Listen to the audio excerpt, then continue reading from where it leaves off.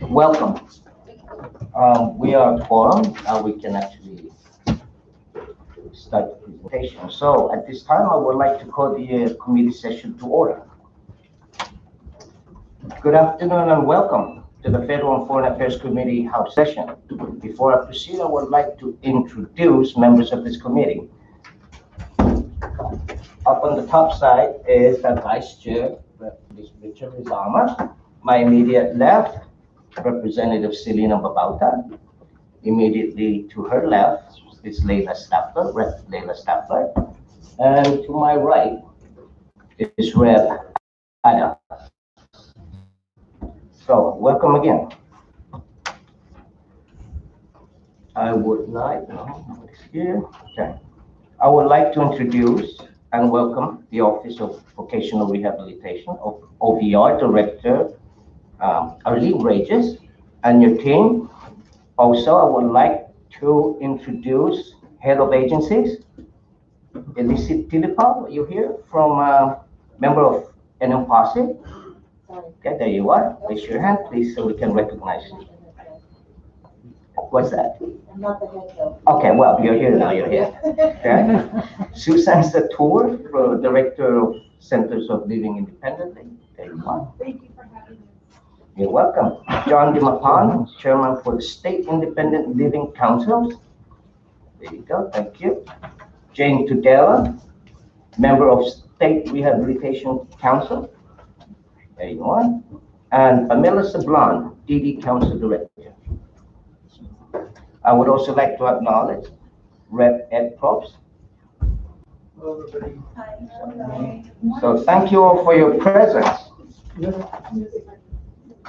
And to the audience and on remote viewing, welcome. There is no public comment, but we will have an opportunity for questions and answers if time permits. Director Regis, thank you for inviting the other agencies to today's session. I have requested an overview presentation of OVR's programs and services to eligible clients. Also, to allow the viewing audience to understand the process and their eligibility. It is of great interest for myself and the members of this committee to better understand the processes and maybe the community with their inquiries. You may arrange however you want as you do your presentation. If any one of you needs to come in, please do so, but do that arrangement on your own. Okay? So with that said, I would like for Director Regis to go ahead and proceed, please. Thank you, everyone, and good afternoon. My name is Arlene Regis. I am the Director of the CNMI Office Vocational Rehabilitation. First and foremost, I wanted to extend my appreciation and my thank you to Honorable Governor Raul Torres and Honorable Lieutenant Governor Arnold I. Palacios for my appointment as the Director of OVR effective April 26, 2021. I'm grateful and thankful for the trust and the faith they have instilled in me, as well as the trust and faith and support from all of the staff of OVR. Furthermore, we extend our biggest appreciation to Congressman Vicente Camacho. Hello? Oh. Vicente Camacho. Just press it? Okay, sorry. We extend our utmost appreciation to Congressman Vicente Camacho and all the committee members of the Federal and Foreign Affairs for the invitation to the presentation about OVR, our mission, our goals, our plans to continue to provide services and support to our current existing consumers, our new applicants, and the future consumers from Rota, Tinian, and Northern Islands as well. Our hope as an agency that after today's presentation, this presentation will open up the opportunity for our agency to do more presentations from one government agency, from one private company to another, to allow us the opportunity to work collaboratively and to provide and support our consumers in obtaining reasonable and meaningful job accommodations. Oh, press it, need it? Yeah. Okay. So I didn't have to keep the, okay. My apologies. With our reestablished relationships with DD Council, NMTI, NMPOSI, USED, SRC, SILC, CLI, NMC Disability Support Services, and WIA. We are confident that together we can build a future. Together we can do more for the future of our consumers, our students, and our children. We hope that as we press forward with our very first stipend outreach in this coming July, in partnership with our partners, Disability Network partners, that there'll be more awareness with the services that we provide our consumers, as it is that a lot of people still don't know about the services and products that OVR provides. OVR is a growing agency, not a standalone agency. With that being said, OVR needs participating partners. We need our government agency. We need our private sectors. We need the community to assist us in building business partnerships so that we can provide job accommodations for our disabled community. Our biggest takeaway from today's presentation is awareness. The more we share, the more people know about our services, the more that we can assist everyone in Tinian, Saipan, and Rhoda.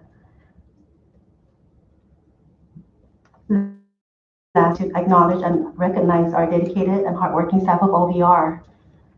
They are the backbone of our agency. Each and every one of our staff brings value and skill sets different from one another. Not only are the staff open and coachable, they have demonstrated the willingness to work together as a team for a common goal. I'm very proud to say that we have the best staff at our agency. So without further ado, I would ask the staff to stand up and introduce yourselves as well as your positions. If I may get a second, please, I would like to acknowledge the presence of Representative Tina Sublime. Thank you. Thank you. You may proceed. Introduce yourself. Good afternoon. My name is Shauna Iwa, and I am a VR counselor. Good afternoon. My name is Magdalene Regis. I'm a data analyst. Good afternoon. My name is Roseanne Chuo, and I'm a VR counselor. Good afternoon. My name is Jane Tadella. I'm a VR counselor. Good afternoon. My name is Tiago Tolmasa. I am the planner. Good afternoon. My name is Sam Santos, and I am the program coordinator for the pre-employment transition services. Thank you. Good afternoon. Lourdes Athlete, Fiscal Officer. Good afternoon. My name is Tiana Villagomez, VR counselor. Good afternoon. My name is Arlene Yamagata. I'm the case service manager. I believe we have introduced everyone. We also have staff that are seated in the back. We have Jamie on the two. She is our ILO case manager. We have Elvira. She is one of our BRCA. We have McLean Hirochi. He is our admin clerk. And Mr. Clean Lizama, our three assistants to Mr. Sam Santos. Oh, and Shereen, I'm so sorry. Where's Shereen?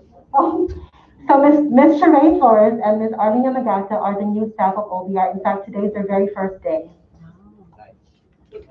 And Kaylin Borja, our VRCA. So that's everyone at the OVR staff. Again, like I said, we are such a great team. We work well together. I'm so sorry.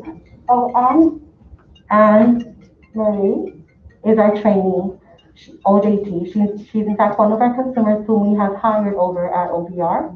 And she's a great example to use as to why people should utilize OVR and provide opportunities for consumers. Okay. Did I miss anybody else? Forgive me, I'm nervous. Okay. So now that we have introduced all of our staff, we'll talk about the brief description of what today's presentation is going to be about.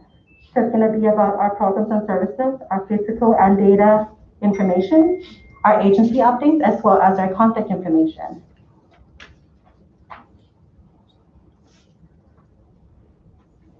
Okay. And with that, Ms. Arlene Yamagata will do the presentation in regards to our mission and vision. And integrated work settings. We see them being in their lives. The Office of Vocational Rehabilitation is funded by Title IV of the Workforce Innovation and Opportunity Act of 2014. This act was amended or had amended Title I of the Rehabilitation Act of 1973. So on a federal level, the Office of Vocational Rehabilitation falls under the Rehabilitation Services Administration under the U.S. Department of Education Office of Special Education and Rehabilitative Services, otherwise known as OSERS. Next slide. What OVR is all about. So I talked earlier in our vision, it recognizes the importance of competitive employment. What that means is that, we promote an island community with disabilities are receiving wages that are comparable to those workers without disabilities. So we're not talking about sub-minimum wages, we're talking about at the minimum or even above. And then also, OVR is about integrated employment, like I mentioned in our visions. Integrated employment means working side by side, with workers who have disabilities and who also do not have disabilities. So we're all about wanting to promote inclusion of everybody in our island communities. So that's what we're basically all about as OVR Director. Thank you, Arlene. Thank you, Arlene. Moving forward, the programs that we do provide includes the basic support, supported employment, pre-employment transition services, as well as independent living for older blind. From here, I will have Ms. Rose Ichio to speak in regards to the basic support eligibility requirement. Okay, thank you, Ms. Our eligibility criteria.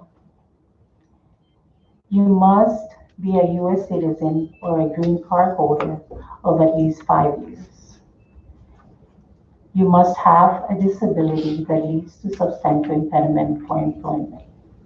And you require VR services in order to prepare for, secure, or retain employment.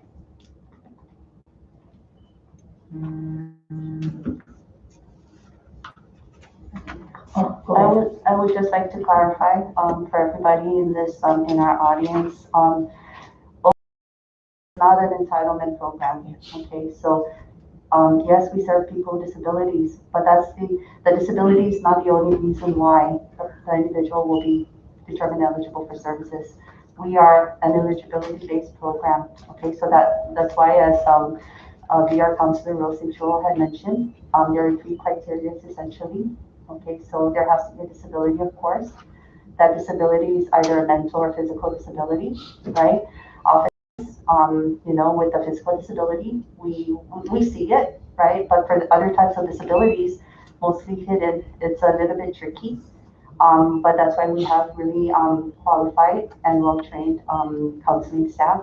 And then the second criteria, of course, is the disability must result in a substantial impediment to employment, right? So basically, we're looking at different functional areas, or like, for example, communication. Disability can affect communication. Disability can affect work tolerance, work skills, things of that nature. So they have to fall into, one of those categories as well. And then the third would be they require VR services.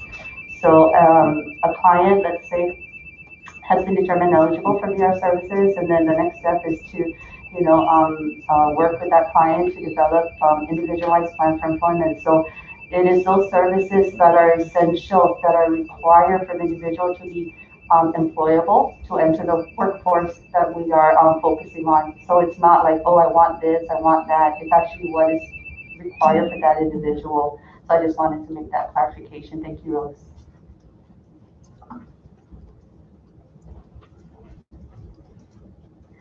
Thank you, Ms. Harley, for that.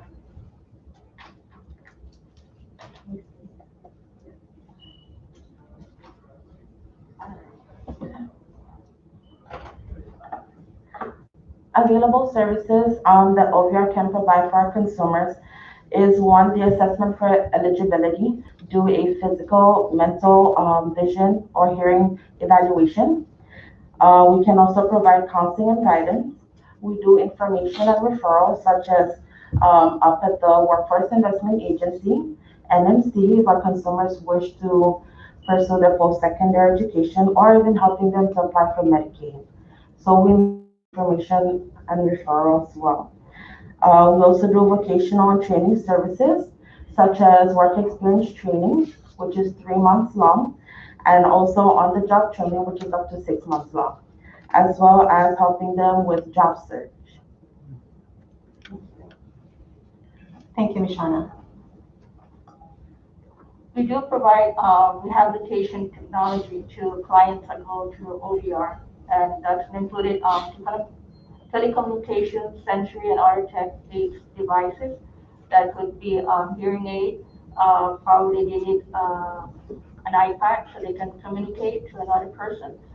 We do provide also for personal assistance services, which they are employed, and this individual probably will need to help probably use the restroom at work site. The self-employment is currently under review, and there are some other goods and services that we provide to the clients, basically they need in order for them to succeed in employment.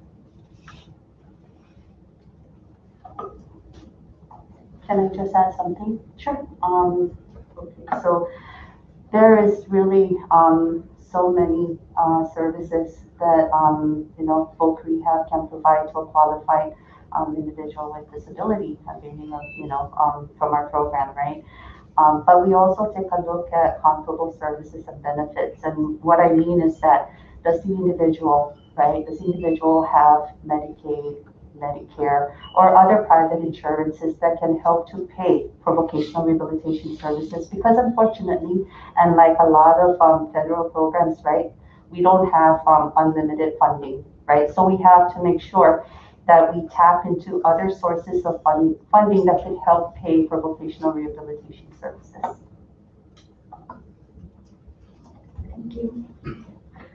For job accommodations, OVR provides job accommodations to individuals with disabilities, mainly so they could perform their essential functions based on their position. The types of job accommodations that OVR could provide to people with disability is modifications or adjustments to a job or work environment. Examples of reasonable accommodations would be job restructuring, such as modified work schedules. Equipment as well would fall under accessible and assistive technologies. Assistive technologies would be, an example would be, as Ms. Jane mentioned, hearing aids, prescription glasses. Equipment could also be ergonomic keyboard and chairs. And also accessible communications could be individual with disability that has a hearing impairment. They may be required for a language interpreter as well as a reader for those who are visually impaired. And lastly, policy enhancements. Thank you.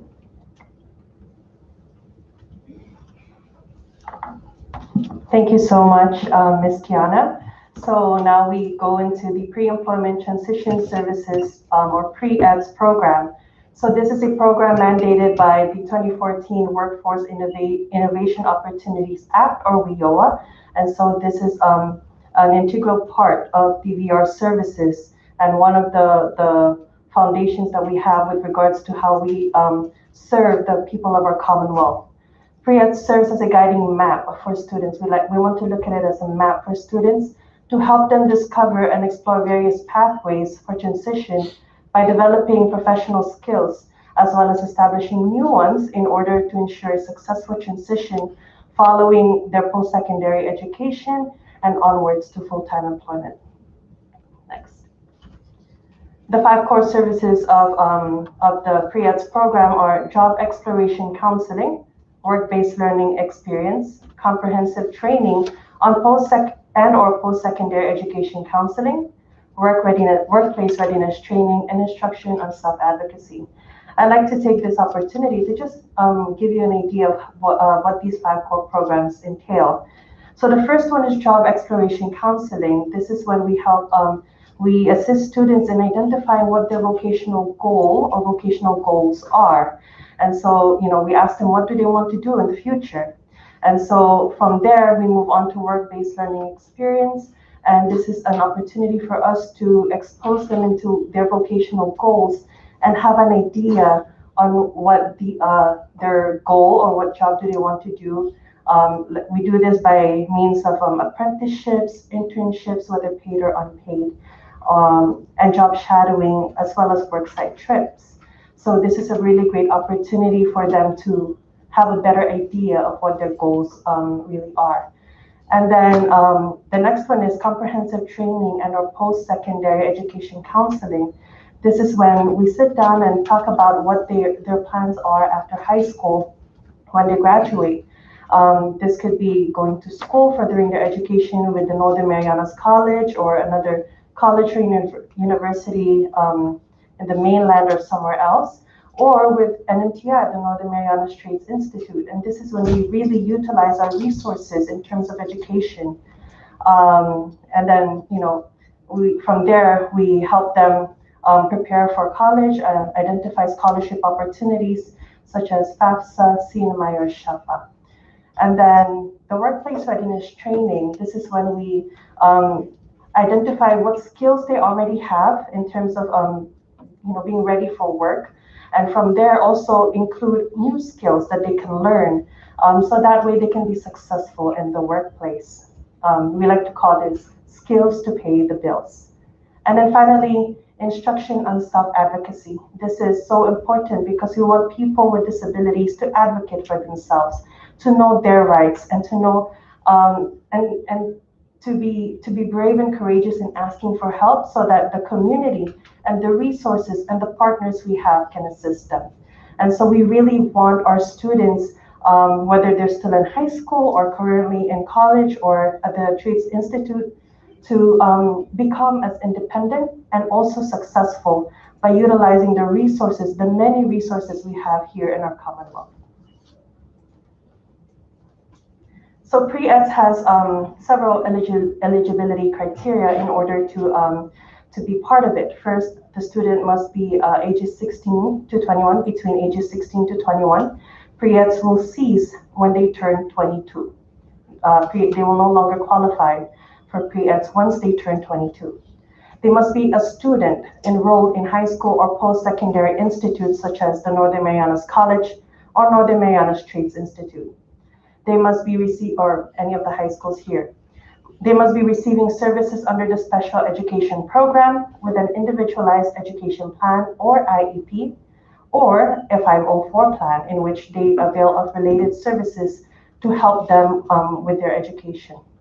And finally, the students may qualify for BSSE as long as they meet its requirements. And so there's certain requirements that kind of, it's like a borderline there, and so they must meet the requirements of BSSE in order to avail to that.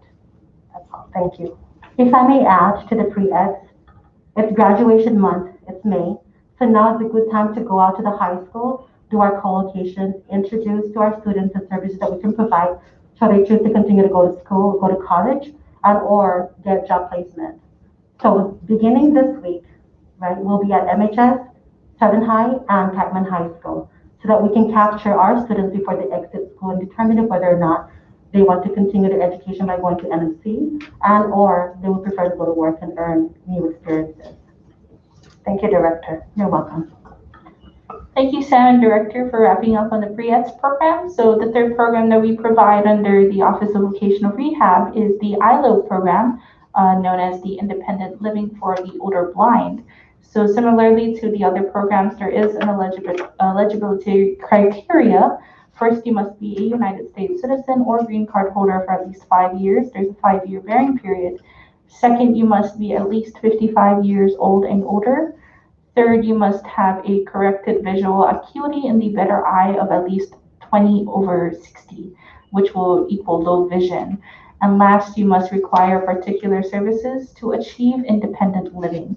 ILO is about independent living, so this is kind of diverted from the employment that the other two programs focus on. This is for those that are unemployed but would like to seek independent living goals.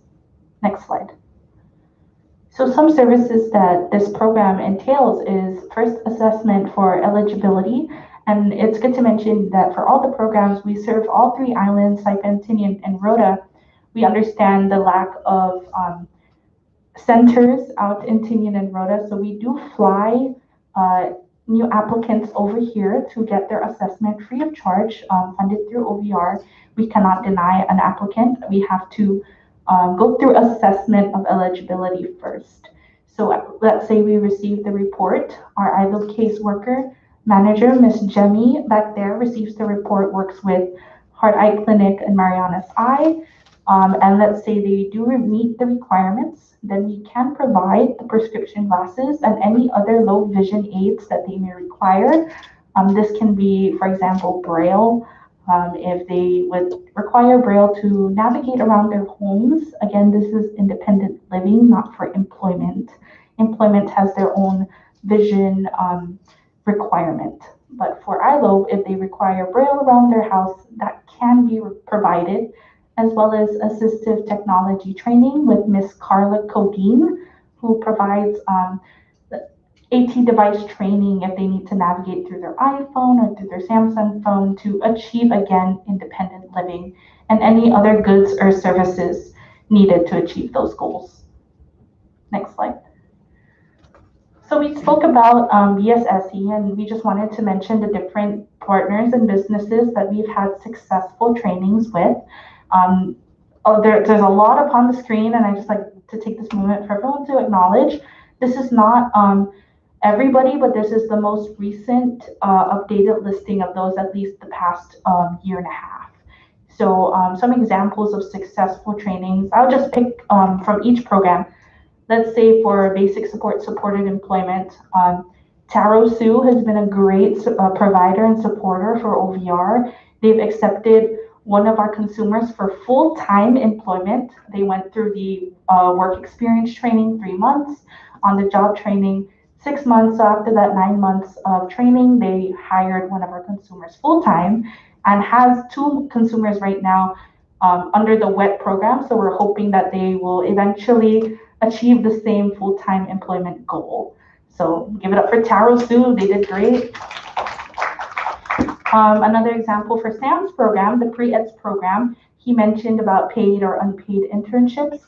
So Herman's Modern Bakery is our first paid internship with one of our pre-EDS students.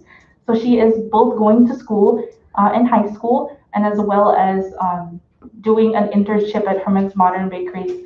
So congratulations to Herman's. And we want to recognize everybody that's partnered with us and taken our consumers either for training or full-time employment. It's really important, like Director and CSM mentioned, to integrate people with disabilities within the society, within the economy. So, thank you. Next slide.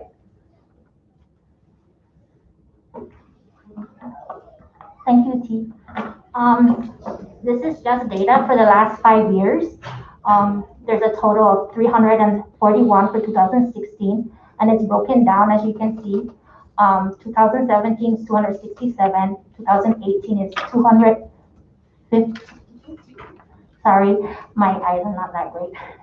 2019 is 264, and 2020 is 253. I put applicants is that applicants are like new referrals that we get. So every year we got 116 for 2016,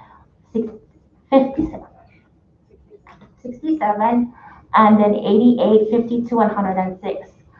2019, you can see the numbers that go down is because our physical year is from October to September, and I think that was U2, typhoon U2. So that's why our numbers actually went down. And then I did break it down by islands, if you can see Saipan, Rhoda, and Tinian. Next slide, Kate, thanks. And this is our basic support, supported employment right now. Okay, so right now we have 250 consumers so far. Some of them are broken, like it's breaking down by caseload. As you can see, if you have any questions regarding what statuses are there, it's broken down by island and also by gender. And right now the active cases per counselor, like Rose is working with 44 cases, Shauna is working with 59 active cases, Jane is 43, and Tiana is 45. So right now we have 191 active cases. Okay. And this is for independent living for older and blind. And again, it's broken down by for the last 5 years, total cases, and then applicants, and then by islands. And then at present, we have 61 cases. So far, we have 41 this year. And then again, it's broken down by islands, 17 from Saipan, Rota is 31, and 13 from Tinian. And then by gender. And then Jamie right now is working with 15 active cases. Do you have any questions regarding this data? Okay. Go ahead, Red, please. Thank you, Mr. Chairman, and thank you for all of this, for this wonderful information and for this data. I'm curious if there is like a financial cap on the amount of assistance that any one individual can receive in a year, in their lifetime. No. No, there is no, as long as it's the IPE and if it's established and approved, there is no cap. Okay, thank you. IEP is an individualized plan of employment, which each places have in their file, and that's how we base ourselves on how much they spend. And if I may add, the numbers that you see today, beginning Monday, every Monday you can see these numbers on our Facebook page, as well as on our web page for OVR. We want transparency. We want the community, the public to know where we are, where we're going to, where we want to be moving forward. So you always see these numbers. Now the numbers change on a daily basis. We get new applicants and we close, we have successful closures. So on a weekly basis, the numbers do change. If you guys have any questions pertaining to what caused the change or that, whatever that case may be, you're more than welcome to give us a call and we can provide you with additional information. Thank you. Okay, now we go to our VR physical information. Okay, how federal fund is accessed to VR? Okay, funds are distributed to states based on the statutory formula that takes into account population and per capita income. So our program, our funding, we receive it through formula grant, based on the population. So our grantor agency, they do have access to our census. So that's how they base themselves on our grant award every year. Grants are administered under the approved VR services portion of the Unified or Combined State Plan in accordance with the Workforce Innovation and Opportunity Act. And so the state plan is submitted electronically to the RSS Service Management Information Systems and the WIOA portal for review and approval. Approval letter of the plan is sent to OVR by RSA Commissioner, and grant award are then issued. So it's based on our state plan. Okay, federal funds administered. Okay, employment program, which is the Title I basic support. Okay, I'm just reading the, the employment programs under Title I basic support, which if you see on the,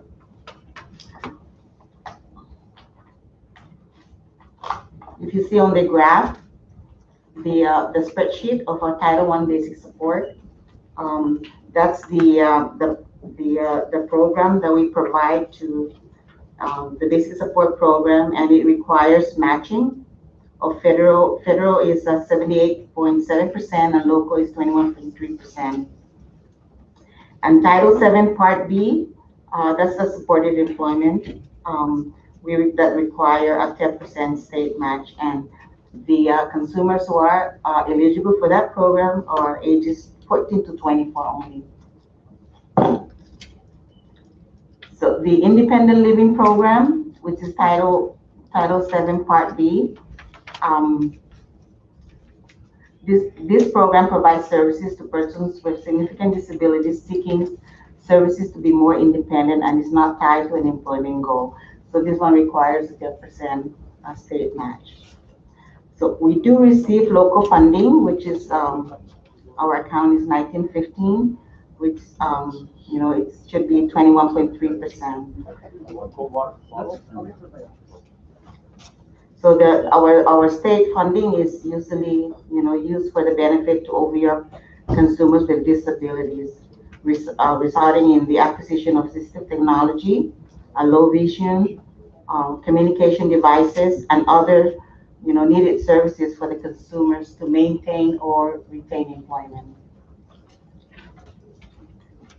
So if you look at the breakdown of our summary of funding, we do have carryover for 2020 for Title I basic support, which is 214,300, and we do have the current fiscal year 2021 total grant award of 878 and 138.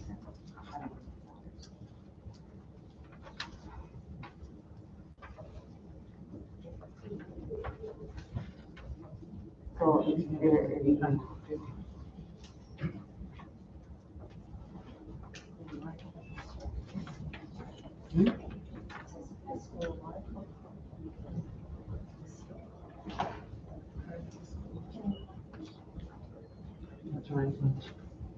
Sorry, I just wanted to share that we just got notification that Pam from Beauty Council was not able to sign onto our Zoom meeting today.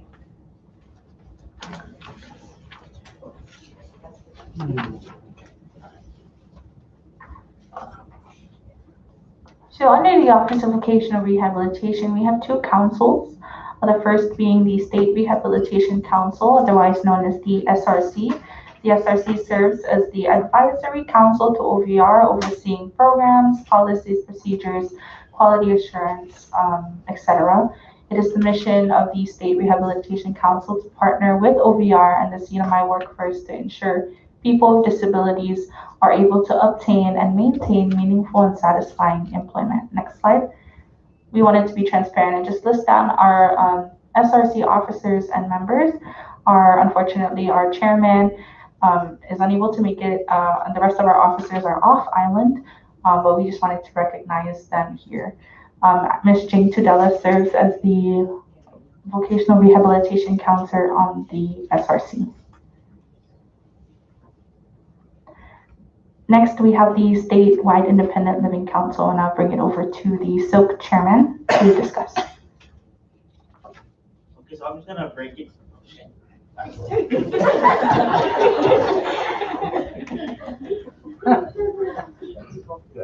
Welcome, John.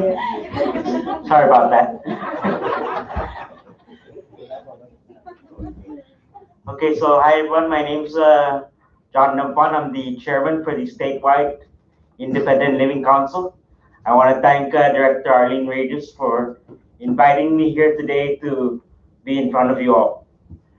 So basically, in a nutshell, the SILC's mission for under OVR is to promote independence and integration for people with disabilities to have to be included and to live a independent life. My vice chair is Kanya Anthony. She's not physically present here at the moment. And these are my other officers. Secretary Antonelli Rosario, who's from Rhoda. Our fiscal officer, Stan Beneventi. Our sergeant at arms, Miss Susan Sator, who's right here on my right. And our members, Greg Borhart from NMPOSSE, on your right as well. Carlos and Nicholas, Hannah Isire, Mariana Camacho, and Nicholas Torres. Unfortunately, they were not able to be here today, but they're part of our council as well. Okay. Thank you, John. Okay, yes. Thank you, guys. So moving forward with our agency updates, there's quite a lot of information that we would love to share with you.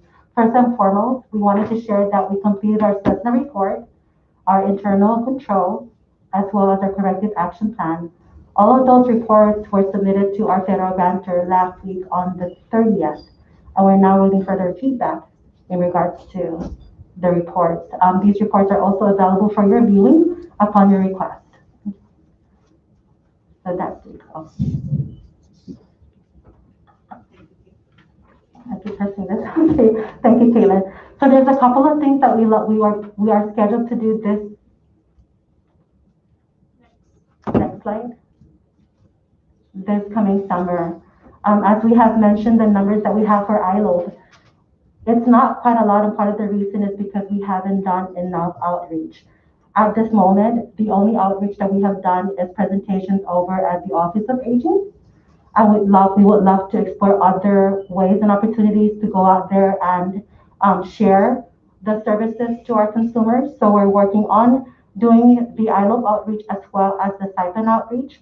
So aside from the stipend outreach that's including the ILO, we're also going to be doing an ILO outreach, specifically just for consumers that may qualify to work with Jenny Agutu, our case manager. We acknowledge the fact that we have not been able to meet our numbers, I would say.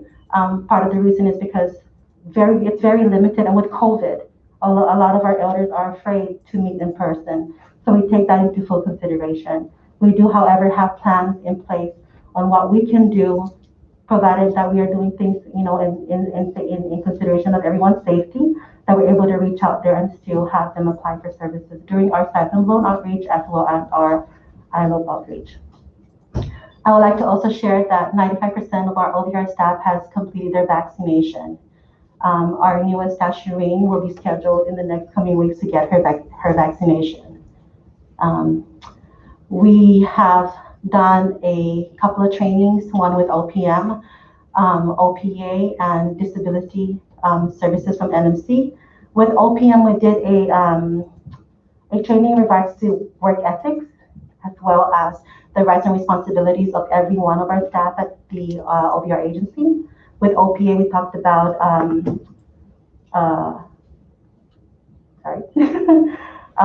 compliance, what we talked about. We did training in regards to ethics as well, code of ethics, I'm sorry. And all the trainings that we've done so far were very successful. I know we got a really good feedback from all of our staff. So we expressed our thankfulness and gratefulness to the 3 agencies that were able to come to OVR within the last 35 days to do these presentations we have. There's a couple of things that we have in plan for our advertisement for OVR. With NMPOSSE working with us side by side in regards to the CAP, I know that's available on your website, and it's also shared on our website with our actual website and on our Facebook page. So we hope that we can also share that on our Facebook page. In addition to that, we are still working on our upcoming OVR video production, and that's going to include our consumers, our employers, our staff, all of our partners, which is Duty Council, USET, SRC, SILK, and NMPOSSE, just a few to mention. One of the things that I have implemented moving forward with our consumers and our employers is etiquette training, which I feel is really necessary. In order for our employers to prepare to hire our consumers, we must have training in place for our employers so that they know how to communicate with our consumers, understand how to communicate with them, what words to use, what words not to use. We begin that, I believe, our first one will be next month, Elsie, and that will be with Jota Superstore. And moving forward with every other new business partnerships that we acquire, we're going to be doing the etiquette training with NMPOSSE, which is a disability. We will have increased business engagement. I came about maybe 20 lists of businesses that we have to go out there. That includes even government agencies. We hope that this platform and this presentation will open the opportunity for us to do more presentations and sit-down meetings with your offices, other agencies, other departments, to allow us the opportunity to talk about the services and the products that we provide for our consumers, to provide reasonable and meaningful job accommodations moving forward for our consumers, especially for our exiting seniors who are going to be either one going to work or pursuing their education with NMC. Next slide. So that's who we are as OVR agency in a nutshell. We're open for questions or discussions, and we hope that we get your feedback and know that we are open to suggestions, recommendations, and advices, and what and how you can assist us to provide awareness to our public community. Thank you, Director. We are now open for question and answers. Anybody?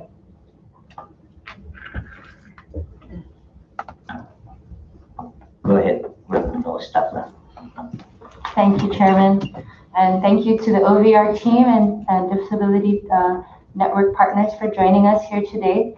I always appreciate an update from this group. We worked together in the past with our students. I see alumni in the crowd, so it's always a good feeling. I guess what I would like to know is how we can assist you with also maybe looking at finding ways for businesses to open their doors of employment opportunities for people with disabilities so that we can have more options. And in that case, I don't know exactly how, but I feel like that would be a place we could maybe look at talking to each other about. Absolutely, and thank you so much for doing that, because we come in here in hopes that you guys can assist us, further do awareness, and share with other people in our community what we do, because even though we do our awareness, our outreach, it's still not enough for our consumers to know who we are and what we do and what our mission is. So I really appreciate that you are coming forward and asking us what can you do to assist us, because we do need your partnership. And so I hope that after this meeting, after this presentation, we can get to sit together and talk side by side on what we can do to accomplish that. Thank you so much for that. Absolutely, and I will reach out to you. I know that the other network partners have worked with me on that one particular topic that will help build those collaborations among agency partners so that we can extend our reach. And Yes. so I would love to continue working with you on Absolutely. that. So thank you. So do we. You're welcome. Thank you. Next question. Go ahead, Brett. Thank you, Mr. Chairman, and I want to thank all of you for providing the services that you do to the disabled community. I won't pretend that I can do your job. It takes a lot to do what you do, and I thank you for it. My question is, it's a question and a comment at the same time. I am a military dependent, or have been. So I want to know, how can your services be extended to military veterans? You know, with the advancement of medical technology, we're able to save more lives out in the field. However, that also translates to more disabilities, whether physical or mental. And I didn't see anything in your presentation that relates to mental disabilities or mental cases. I want to know how one is determined to be disabled. There are many disabilities we can't see physically, but they certainly exist. Like I said, I come from that background, so I've seen it with our service members. So how can I make referrals to your office? And I don't even know if your office is the proper office to do so, because a lot of our veterans out here in the CNMI need services. Sadly, the CNMI is so lacking in services specific to military issues and their disabilities. And I know there are other service providers out there like CHCC and Impasi and others, but I think if all these services can collaborate together so that there's no confusion or overlap as to what services you guys provide. So my first question would be, how and what kind of services can you guys provide to military service members and or their dependents? Thank you for sharing that. I do want to add that we don't have a lot of VAs that we're serving right now. I was just appointed the director a couple of days ago. I know, speaking of the experience, our former director, Arnie Yamagata, may have had experiences with our VA, so I would like to ask her to expound on that. Thank you, Director Regis, and also Congresswoman, for your question. Our program is open to individuals with disabilities who wish to, receive supports insofar as like training and maybe in other fields, in other careers, and that includes our veterans. Please help us to spread the word to our veterans in the CNMI that if they wish for to seek again to re-enter the workforce, they can always come to OVR and ask have a talk, a dialogue with our counselors, and maybe even complete a referral and application form. But I know that when I was director for Voc Rehab, we've always had a very low percentage rates, in providing services to our veteran population, and we don't really know why, but we do welcome, their interest in our program, and hopefully we will be serving more in the future. You mentioned about like mental disabilities or cases and even reports. How do we determine that an individual meets or has a disability, whether it's a physical or mental disability? So counselors rely heavily on medical documentation, right? From physicians, from physical therapists, from psychologists, psychiatrists, things of that nature. So that is probably one of the most important documents that you would find in the case file for clients, for counselors to be able to move forward with a determination of eligibility or not. But we rely heavily on those. There is no one on board at OVR who is qualified to make diagnosis. So that's why we rely on those medical documentations. Thank you. And that applies to all of our applicants as well. That's how we determine eligibility, through the medical reports from our physician. If our physician indicates that this person is not eligible for work, then we would not be able to until such time that they are, which means that there's going to be constant evaluation and or assessment. But I do recognize, and I appreciate you sharing that, it does show, and it's apparent that that is something that it's a work in progress. It's something that we need to look into, and we hope that moving forward we can all collaborate and find a way to provide more services for our veterans. So thank you for the question and the concern. Thank you. In my experience over 27 years with the military, I've never come across OVR actually going over to the military facility down there, and partly I think it's because we haven't reached out as well to the civilian community. We, being a small Army Reserve unit here, rely heavily, and we have to rely heavily on civilian providers because we do not have military providers here. So I welcome the partnership. I can get you guys in touch with them, and I'd like to speak to you guys offline about that after. If I may, Mr. Chairman, I have a couple more. Somebody mentioned that the IPE is a plan for a client, and that there is no financial limit to it. Can it be modified? I was just thinking that if somebody has a disability today, there can be a subsequent disability later on as a result of the initial disability. So I'm wondering if that affects in any way the services you provide. Do they have to do another recertification for a second or subsequent disability? An assessment, yes, and an additional doctor's recommendation and a diagnosis would identify that the consumer requires additional services and or products. Okay. So an individual can have multiple disabilities. There is no limit as to the services or the products that we can provide as long as it is diagnosed and they are required to have certain services and products. There's no limitation to the cost. Our main goal and our main objective is to be sure that we provide them with what they need in order for them to obtain job accommodations or job placements. Thank you. My next question goes to the SILK chairman, Mr. Demopon. John, hi, how are you? I'm good. How are you? Very good. Nice to see you here. Yes. You are the chairman and you work closely with the service providers. How has their service, being a consumer yourself, how has their service lived up to your expectations and your level of disability? As chairman, I would think you can make recommendations to improve their services. Is that correct? And how has it helped you in your disability?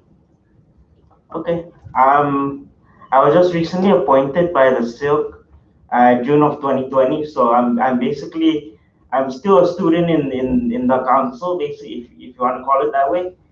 And I'm also, as I'm, doing these meetings with OVR and other partners, I'm kind of learning the challenges from the inside out of what people with disabilities face.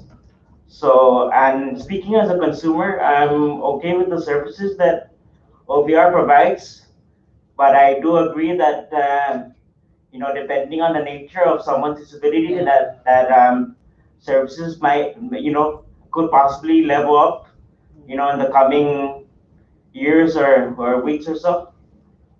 So I'm satisfied with the services I received, and thank you for bringing up the military issue, because even in my current job, that's also been brought up. I work for the Commonwealth Office of Transit Authority, so that's also been an issue where I'm not saying that they're scared to come out. It's more like a level of trust with these veterans, because they, like you said, we're still we're still a long way to go as a Commonwealth government to provide these services. But I want to say, slowly but surely, we're touching base. But I feel that maybe OVR and other government agencies can also collaborate with the CNMI Veterans Affairs Office and the U.S. Veterans Affairs Office, and maybe they can talk to their clients to come down to OVR and do some kind of presentations there, or OVR can reach out to those two agencies there to talk about their programs. So I think more so the challenge with OVR is also getting more employers to join the program, and I think it's mostly because, and it's through no fault of the employer. I think it's the fear of hiring a person with a disability. But if they get to know like the positive aspect, which is good publicity, for the company, if they hire a person with disability, or I'm pretty sure, although it's a work in progress, I'm pretty sure we can accomplish that. Thank you. I have one last question, Mr. Chairman, if I may. Recently, there has been some issues with OVR. We are aware of it, personnel issues and funding issues in respect that there may have been some, I would say, misappropriation of funds. I'm not going to say it's fraudulent or anything. I'm not going to judge that. That would concern this legislature. And I'm wondering, and I understand that there may be an audit, a fiscal audit that will be coming up or is already taking place. And due to misappropriation of funds or misuse of funds, whatever they call it, it may leave your grants in jeopardy. If you can, would you like to enlighten us about that and how we can help you resolve it? I'm not sure that we can as a local legislature, because you guys are heavily funded by the federal. Yes, we are, and thank you, Mrs. Sabata, for your concern, your questions, your concern. At this moment, we are going to get an audit done. We did, however, our internal audit. We did our internal audit. However, we do want to have an official audit done with our OVR operations and funding. Once the audit is completed, we will provide you a copy of that report. As in regards to the services, when you had asked John, have we met his services? Our CESNA report is a report card of OVR. I think that's really important for every one of you to take a look into, because that will identify where our weakness is at, where we need to improve our weakness and where our strength is at. We use our CESNA report to better our agency and operations. So moving forward, as after our meeting, I'll make sure that you get a copy of the assessment report as well as the internal controls. The internal controls is part of what we did in order for OVR to have a system in place to know what we need to do moving forward. We just completed it, and I think it's beneficial. And I think that with the internal controls, that internal control can set an example for other agencies to follow through. So I would love to provide you guys a copy of the assessment report, the monthly report as well for the month of March through April. CESNA internal control, the monthly report, and there was one more, the CAP report, which is our corrective action report. Now, I understand your concern regarding the use of funds, and because the audit is not completed yet, I would ask that you allow us to have the audit completed, and then after the audit is completed, then we can share with you what the results are. Most definitely. Thank you, Mr. Chairman. Thank you so much. Thank you. Anybody else? Go ahead, Brett. Thank you, Chairman, and thank you, Director, and everyone for coming in today. We appreciate your time and the very well-prepared and very informative presentation you provided for us. I think through that presentation, it was very informative. I have a few questions, but we're already ready to see them. I do have a question, though, with regard to those who have disabilities and that are in dire need of prosthetics. As you know, we have a high percentage of diabetes on our end. We've seen a lot of amputations, and I'm sure you have your fair share of clients who need prosthetics, not just from amputation, but from other causes, from accidents or defects or anything like that. I wanted to ask, there was a time, I speak from experience, I am also a former consumer, and I have always appreciated OVR's professionalism, the counselors who are so caring and thorough and so wonderful. I really appreciate the professionalism and the kindness and courtesy. But some of the challenges that we have seen, of course, is there was a time when C.R. Newton, a prosthetics company out of Honolulu, used to come to Saipan and provide services. And this was going on for many, many years, even when I was much, much younger. Of course, we could fly out, but they had an option that they would also come out here. His name was Kavika, right? That would come out here, and a long time ago, his father, way back. But anyway, they would come out here and they would provide these services and fly up periodically, send the prosthetic or whatever for fitting or for measurement. And it was a great service because not everybody can travel. Well, we're in a very difficult time right now with this pandemic. And of course, things are looking better. We're very optimistic. But I believe you have a company based out of the Philippines. And from headlines and other things, we have a lot of consumers who are very concerned about having to fly to the Philippines and staying there for obvious reasons. Is it possible for OVR to, it doesn't have to be C.R. Newton or whatever, but to look at some sort of company that is able to come out here to provide for so many of those who are in need of prosthetics, not just for new ones, but also some that may just need repair. I think that's a concern. I have a below the knee prosthetic, and I've kind of MacGyvered. I've learned how to fix my own, but it's old, it's antiquated. I would love to have a bionic leg one day. We'll have to wait. But the technology is always evolving. It's much better today, and there is certainly great hope. But again, the difficulty of always having to send all these consumers to travel.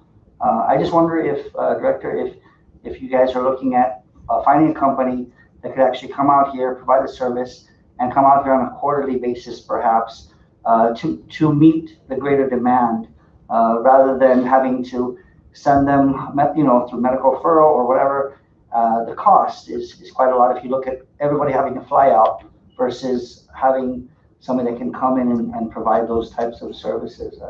I'd like to ask that if that's a possibility or something you guys are considering or looking into. Thank you. Thank you for the question, Mr. Pops. We are looking into that. We acknowledge the fact that Philippines it's also experiencing a lot of positive COVID cases. So we are looking into getting technical assistance and recommendations from RSA as to which are the companies that they are using in the States that will be suitable for our consumers here. We don't have the answers for you, but we are working on getting those answers for you. In regards to the additional services that we do provide, I do want to clear up. I know that there was a concern about limiting the amount of services or hearing aids or vision eyeglasses to our consumers. We cannot put a limit to our consumers' needs. If it is that our consumer has different vision, if it is that our consumer has issues with their vision twice in 1 year, then twice in 1 year we have to adjust or provide them new glasses. If it is that their hearing aids are malfunction, provided that it's in the IPE and is also prescribed, recommended by the doctor, we will provide those services. So there is no limitation as to the amount of times our consumers can receive services from us. As long as it's diagnosed, it's in the IP, and it's recommended by the doctor, we will provide the services. So we will get back to you in regards to the prosthetics.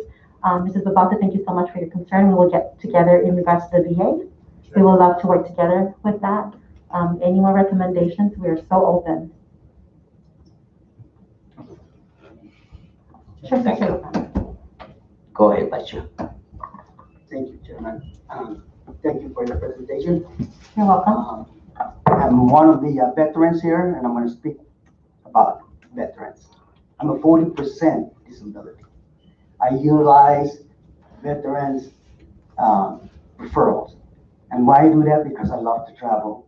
When they ask me to go for my evaluations and they want me to go to Hawaii, I'll take that because it's a free travel.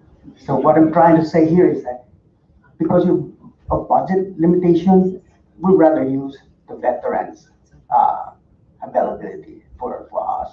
And so we're not pressuring you to go and tap the VA's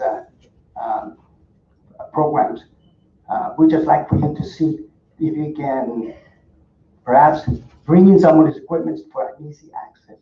And that's something that you need to work with what colleague, the Chairwoman Babauta was saying, is that you need to at least help us so that we don't have to wait for example, some people with hearing needs, the glasses, and so forth.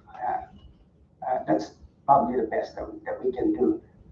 We all get paid, veterans, when they go for high test examination, they'll call us and say, hey, your appointment is coming up, and so forth. So, yeah, the thing here is that just giving us a little bit of accessibility to reach out for those equipment. And that's basically what I'll let you know. Thank you. Thank you for that. And again, we will get together with Mrs. Babauta and VA and see what we can do to further assist our veterans. Thank you. Recognize Rebecca. Thank you, Chairman. Good afternoon, everybody. I would have regretted this if I didn't say anything, but really sitting down here and just looking at the composition of, everybody here, and I know that everybody that's present here today can vouch when I say that not every individual agency and resources is here today. There are so many, out there that is helping these consumers, these individuals. And I had the great opportunity to serve on the State Rehabilitation Council. Forgive me, was that 2014 or 2013, Ms. Yamagat? Can you come back? We do have openings, so we are open. Yeah. We would love for you to contact and serve, provided that it is in compliance with our policies. I'll tell you, the State Rehabilitation Council requires the appointment and recommendation by the government. Okay. And it is an important role. You have to serve 3 years straight. And the thing is that you know, the individuals, the boards, the organizations, what they do to improve and impossible, you know, and for just because you want to help, you know, I mean, it's something that you were passionate about. I don't know, an impossible that in depth, but OVR I do. I was a service provider for OVR, approved Region 9 service provider, providing work readiness skills. We also had one of your clients, not to say names, but reach a level of certification recognized by the National Health Association as a certified medical program builder. This is, and she was placed at the hospital working as a certified medical program builder. Just there were many consumers during that time. What I'm going to try and get at is that the resources and the individuals today that are working with OVR and are present here, stakeholders and everybody, all partners, you guys are doing a great job. From where it was when I came in, it was, you know, it was hard.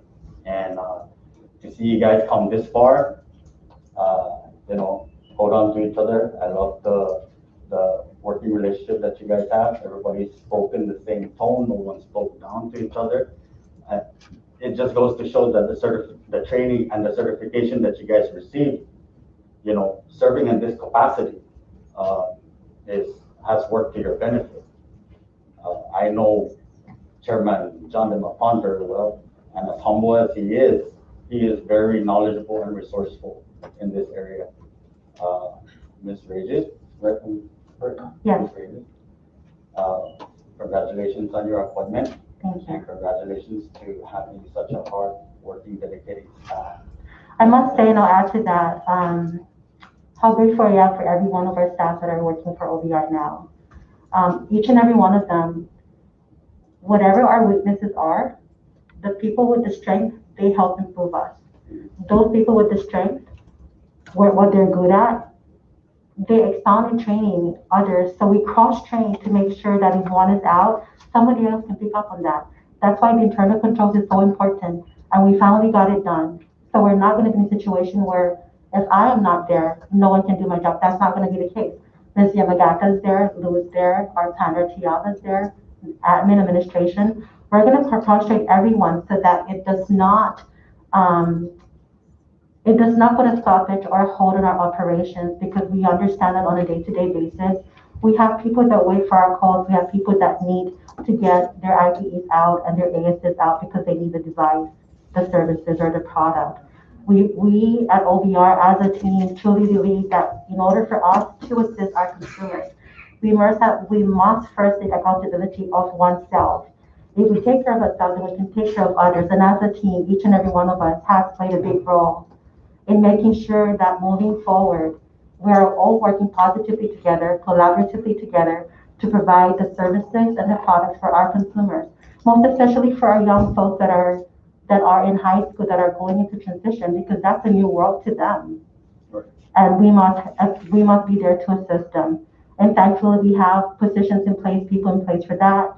We are grateful for the relationship that we have with all of our high school counselors and the principal. And so it's graduation month. We have so much work left to do.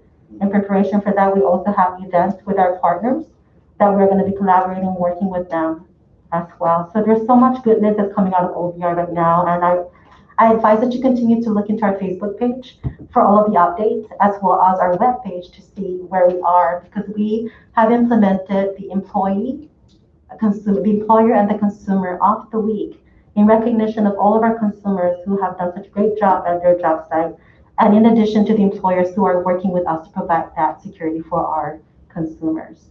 Right. Okay. So, thank you for that. You're welcome. Again. So I was getting to the numbers that you guys showed today, 253 as of 2020 that you guys have on data, on record, right?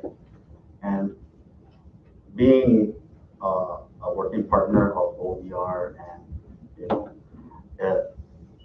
these are just known numbers. The unknown, there'll be people that are not aware of the services and are not aware that they qualify for the services. I see where the legislature can help assist OVR and its partners with accomplishing your mission and your vision. You guys listed how many VR counselors that you guys have. It's 4 that I counted, 253, and that's to include Saipan, Tinian, and Rhoda. I could imagine the scheduling that you guys have to do, right? Top of that, hopefully that the schedule pulls through or the appointment pulls through, and you guys can take care of your whatever the agenda is on that day, making it back home. We only have one placement coordinator. This placement coordinator is the one that transitioned the, I guess, the consumer that has completed all the requirements to be work ready and then into the employment, right? I think that we need to maybe look at creating more positions for OVR so that it can accommodate and be ready to serve individuals. You guys mentioned also about collaboration with other partners. I know one of the issues that we had in the past was transportation. That's when CODA first came in, right? And, you know, Mr. Damapon being at CODA, I bet, you know, things have changed too since 2014. And now schedules and everything. These guys are not just being transported to their training site or their, you know, or the work site. They're also being taken to their appointment, to their, I guess, to pay their bills, you know, trying to serve them, right? Living independent, Mr. Tour.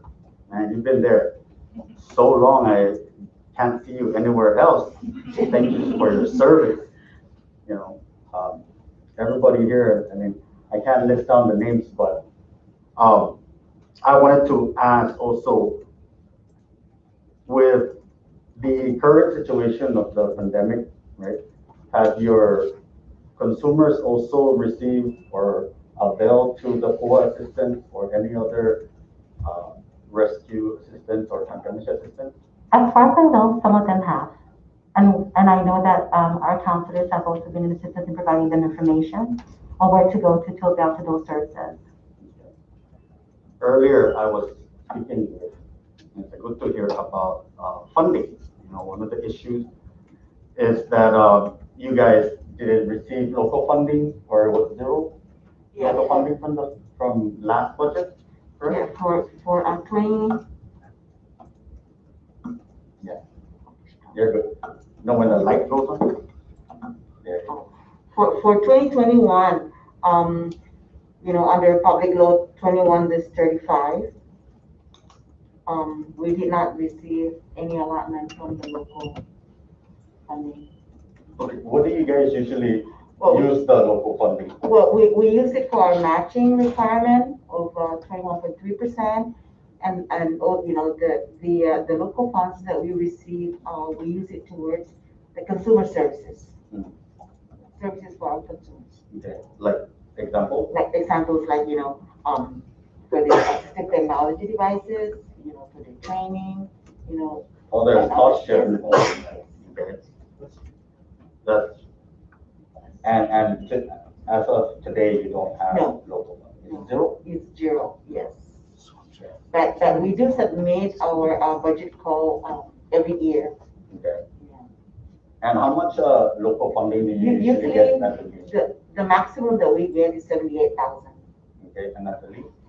At the least, for 2020, you know, we submitted our budget based on the baseline of $60,000, but we got only $34,000, probably because there's no revenue coming in or whatnot. And is the max number at 78,000 sufficient enough to provide the services to your I would consumers? say no. There are times when we submit more than that amount, but you know, when they appropriate funds, it's always 78,000. And we would like to request for more. maybe you should this time, right? But, okay, again, I know a lot of your history. I've been a part of it. I've seen the events and the expos, you know, the ceremonies and all these stuff. I've seen it. And, you know, for people who are surprised about, you know, the things that I've been involved in, and I've always asked me, why haven't you shown it? It's because people just like you guys here today, it doesn't do any justice for me to highlight those things with the amount of work and time that you guys actually put in on a daily basis and not even get paid a penny more for what you guys do. It is crazy when you said welcome, you can welcome me back to the State Rehabilitation Council. No, man, it is time consuming and stressful because what you guys do is serious. And you know, I want you guys to know that I'm here to assist you guys. You know, whatever it is that you guys need, and we're gonna look into it and see how we can provide you with the resources.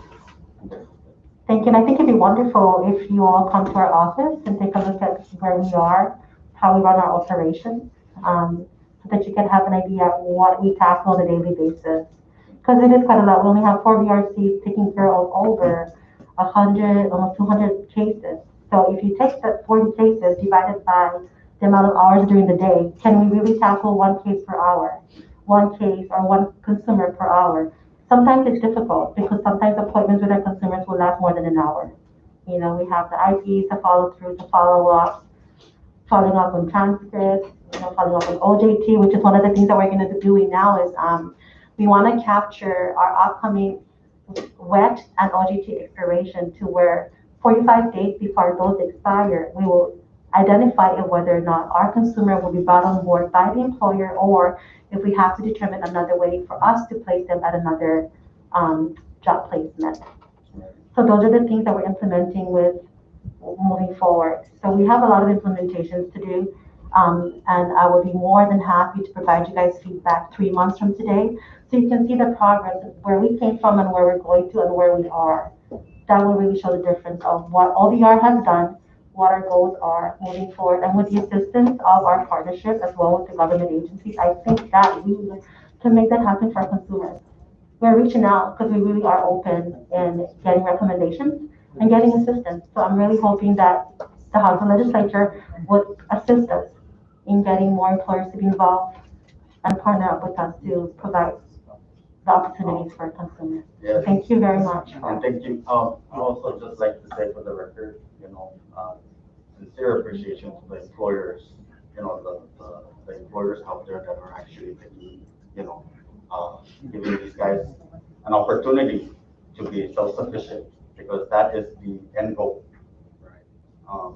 And you know, if any employers listening, thank you so much on behalf of, you know, everybody here. So Tony, because we have more recognitions to do for employers, I believe we have a little bit over 15, as shown in our board. We have a little bit of over 15 employers that have about 20 or 21 of our consumers right now that are working with them. We have more than 20 private sectors to reach out to during our business engagements, as well as government agencies. So I hope that they have open arms for us, and even including your offices too. You know, we can sit down later on and provide you with information on how we can assist our consumers, placing them here to work and even learn about how the legislature works. Okay. Oh, just for information, if you hire one of these consumers, you can avail to the educational tax credit or just tax credit? Not that. Tax credit. Just tax credit? So you would want to work, you would really want to work with your accountant, you know, to make sure that all of any costs associated with hiring an qualified individual with disability, especially from OVR, you know, those costs are taken into consideration. Right. Thank you. All right. Thank you. Thank you, Chairman. Thank you, Rep. Anybody else? Go ahead, please, Rep. Thank you, Mr. Chairman. And I can't say enough how much we appreciate the service that you provide here in our community together with our partners. And, you know, so it was troubling, I think, to a lot of us in the legislature in the last few months to receive reports of, hostile work environment, personal information was disclosed in these back and forth communications. And now I recognize that there's new leadership, and I know you just got appointed, but could you just walk us through what steps have been taken or will be taken to repair relationships, build morale, and also ensure that protected information remains protected, whether it's for employees at OVR or for the consumers that you serve? Could you just walk us through that? Sure, absolutely. So I do recognize, coming from an industry of compliance, I'm so into policies and procedures and being compliant for the last 17 years of my career. So with that being said, securing information, whether it's data from our staff or data from our consumers, are held safely and secured. Every end of the day, we lock those files up and put them away. We have implemented a few things that will secure our information. We do acknowledge that past mistakes have taken place. However, moving forward, we have made memorandums to assure that every one of our staff is aware of the process and the procedures they must take to ensure the security of important and confidential information. As far as the job environment, I would share that the morale is so much better, I would say. Every one of us here desire to do so much more than we are already doing, but we're limited because of the amount of staff we have and the amount of cases we have. That does show that we do have a room for growth, a room to hire more people to assist us in order for us to provide services to our consumers. But I can attest that as the new director, my goal is to make sure that we all have a common goal. And as long as we all have the same goal and the same vision, I know with that, as a team player, which is what everybody has demonstrated, we can attain and reach our goals for our consumers, our community, as well as for our business partners. I'm very proud to say, very, very happy to welcome back Arlene Yamagata, who is so savvy with OVR. She was the former director. And so I am so honored that she came back to work along with us, because this is also her desire to assist. And I can say that out of our hearts, everyone here wants to do better. Everyone here relishes on the positive moral support at OVR. And it's been quite wonderful, the transition that we went through, where we are today and where we're moving forward to. Thank you. I do want to mention that moving forward, one of the things that Arlene did so well during her time as the former director of OVR is the trainings for our VRCs, for our staff.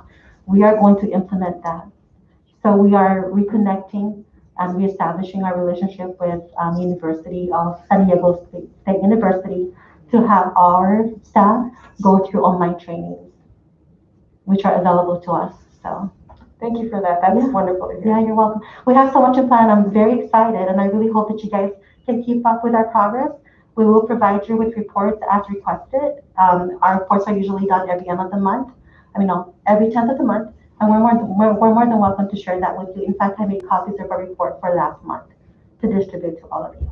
And so moving forward, at your request, we can submit that report to you. We'll make sure that you get the assessment report so that you can see our report card from our community's point of view about OVR, because that's really our gateway to know where we need to improve our witnesses, where our witnesses are at and where we need to do improvement.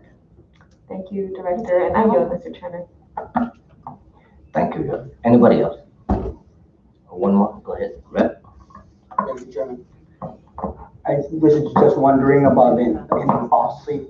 Of course, you guys have been so silent. Is there anything that you want to tell us about your office?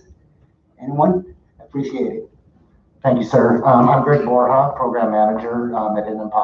We're the state designated protection and advocacy office. We basically provide legal services to people with disabilities.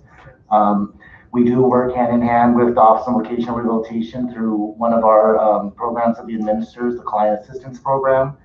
We receive funding from the Department of Education. We act as kind of a quality assurance for the consumers of the VR program. So if they have disputes from the application phase through the implementation or the development of their individualized plan for employment, we can step in and act as a mediator or as a negotiator on behalf of our clients.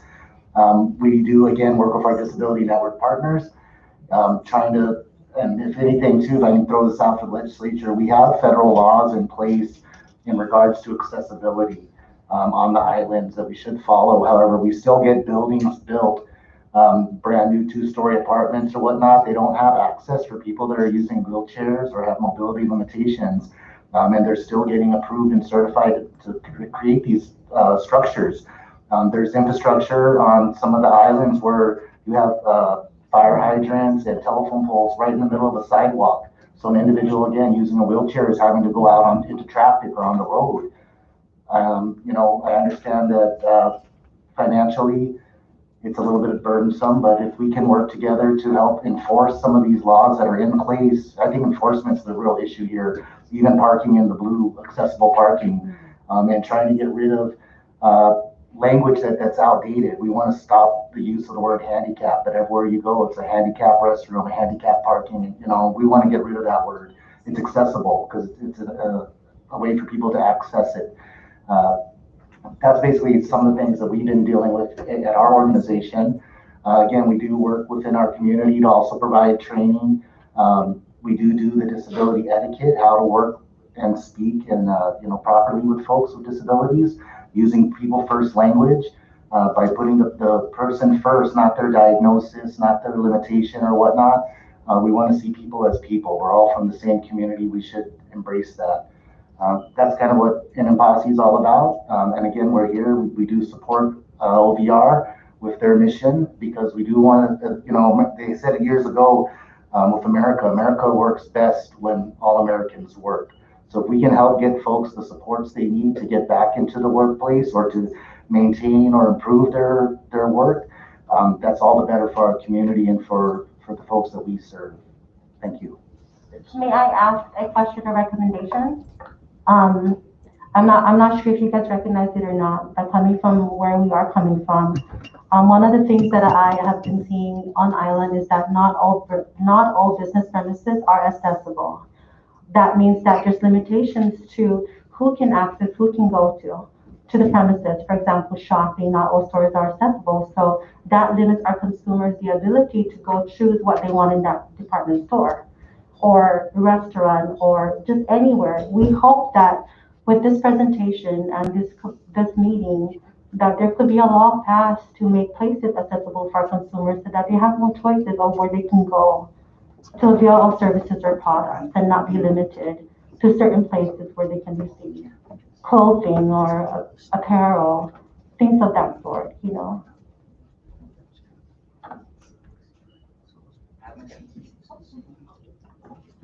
Yes, thank you, Director.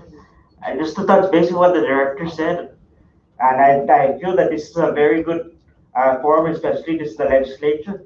I think the issue here is not imposing penalties. I think the issue here is the employers need incentives to really make their buildings accessible, because I'm going to tell you right now, speaking as a person with a disability, it still exists to this very day. There's still inaccessible buildings on the private sector side, and there's inaccessible buildings on the my government side. So I feel that that there is laws in place by the ADA to make it accessible, but I feel the issue now is what incentives can you guys give to the businesses to make it accessible, so that way employees with disabilities may want, or possible future employees may want to someday patronize the establishment or work in the establishment. So I would, suggest to all the legislature here is to please come up with incentive legislation for private businesses, especially to comply by making their places accessible. I'm speaking as not only as the chairman, but I'm speaking as a person with a disability. So that's all I have to say.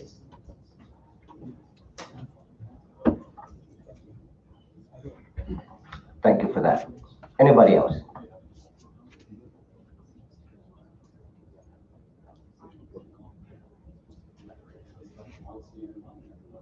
There's one in the back. One in the audience. So, this was very good. I really, really enjoyed this. I think there's somebody in the back who wanted to speak something. Yes. We did not have a public comment. We did not request for a public comment, but you may ask your question. Thank you. Hi, I actually was invited here. Yes, to be in support of OVR. My name is Caroline. Good to everyone. Good afternoon. I was the former case service manager at OVR, and I just wanted to speak on behalf of OVR and their team, and just really to give a picture of the work that they do. OVR is a very important agency. Very important agency in our community. The people that they serve are people with disability, and really, when we think about people with disability, these are individuals that have everyday challenges, right? Even with CLI and Posse, everyone that's in the disability network. And so I commend everyone here for their hard work. Also, I just wanted to go back to Ms. Layla, Representative Layla. Sorry, Ms. Layla. She was my boss before. To your question as to like how can you can all help OVR, one of the challenges is really finding employers. And so having more employers come in and become partners to provide employment service or employment to our consumers is a big help. And so maybe, we can tap into labor, maybe, I don't know, whatever it is that you guys can help businesses open their doors to our consumers. But with that in itself takes a whole community, not just legislature, not just OVR, not just NMPOSSE, CLI, it's really our entire community to work together, because when you think about it, it's not, I don't think that it's because employers don't want to open their doors to people with disability. I think they're just afraid, right? They may not have the training support. And just now I heard that NMPOSSE provides training for employers. I believe that there's a lot of businesses, that are out there that could, become partners and provide employment to our consumers if they also are provided the service or support of training. Because a lot of their concerns is like liability, okay, we're talking about individual with disability. What are the liabilities? Do I need to talk to our legal counsel or our attorney? What are the things? Because really, when you think about a person with disability, we really have to look at, okay, what are their limitations or what are their strengths and how can we work from there? And I think what we lack, and from my understanding when I was in OVR for a very brief time, is that employers also need the support, right? In order for them to open their doors, are they fully equipped? Are they comfortable to take in people with disability? That's all. Thank you so much. Thank you, Ms. Carroll. So that's why we are involving NMPOSSE to do a lot of our trainings. Ms. Director Sapu, would you like to say a few words? Thank you. I'm sorry, I'm hearing impaired and my mask kind of throws me off. So the Center for Living Independently is, we have 128 consumers. We have 3 staff. We have 53 that actually come to the center, and the rest are homebound. So we also assist people with disabilities that are home and need assistance so they can stay more independent and not be a burden to the family. The center, all of the consumers that come to the center and wanted the vaccine have been vaccinated. Thank you to the hospital staff. We worked together and everyone even the homebound, they all got their vaccination that wanted the vaccination. Just a tidbit of information. The center in the CNMI is the only center in the United States that's not locally funded. So we live on $110,000 a year. We do a lot of work for OVR. Thank you very much to supplement us. We do a lot of their independent contracts so that we can get more funding through them. So thank you very much for that. We have Facebook, Instagram, WhatsApp, or have our own webpage, and it's all managed by our people with disabilities that come to the center. We have a sustainable garden. We grow everything that there is to be grown inside that, and we use it in the center. I invite all of you to come at any day of the week except Friday, because Friday is the day we go to the homebound. We have two different groups. Because we have so many now coming to the center, we're kind of busting at the seams. So we have a Monday, Wednesday group, and we have a Tuesday, Thursday group. So you're more than welcome to come over anytime you desire. We would love to have you come to the center. Thank you. Sure, go ahead. Director, thank you for sharing with that, and I think it's amazing that you're able to operate the Center for Living Independently with 3 staff at $110,000. I don't know how you do it, but you and your staff should be commended for that. I'm sure a lot of it is a lot of volunteerism, but I do know that there's over $500 million coming in from ARPA funding that most certainly should be utilized for a program as important as yours is. Not to discount an posse or anything, but I'm just saying. But we all know that I'm here. Yeah. But absolutely, and I think that you deserve a lot of praise and gratitude for doing that. So thank you. And I invite everyone, please come and visit us. You don't need an appointment or anything. Just come on either day, Monday, Tuesday, Wednesday, Thursday. Thank you very much for giving me the opportunity. Thank you. Thank you, Ms. Phil. All right, before I close, I'd like to make a short statement. Thank you very much. Just from what I see out there, I see that the morale is actually going way up high, and thank you. Now that I see your skill levels, that's what we should be doing, utilizing that skill level. You know, allow yourself to do your best. That's it. Takes a lot of patience, a lot of compassion to do what you're doing. Because it's not easy work. But thank you for everything today, and I hope we can get together again pretty soon. When I spoke to Director Regis, I asked her, bring your partners with you. We can do this together.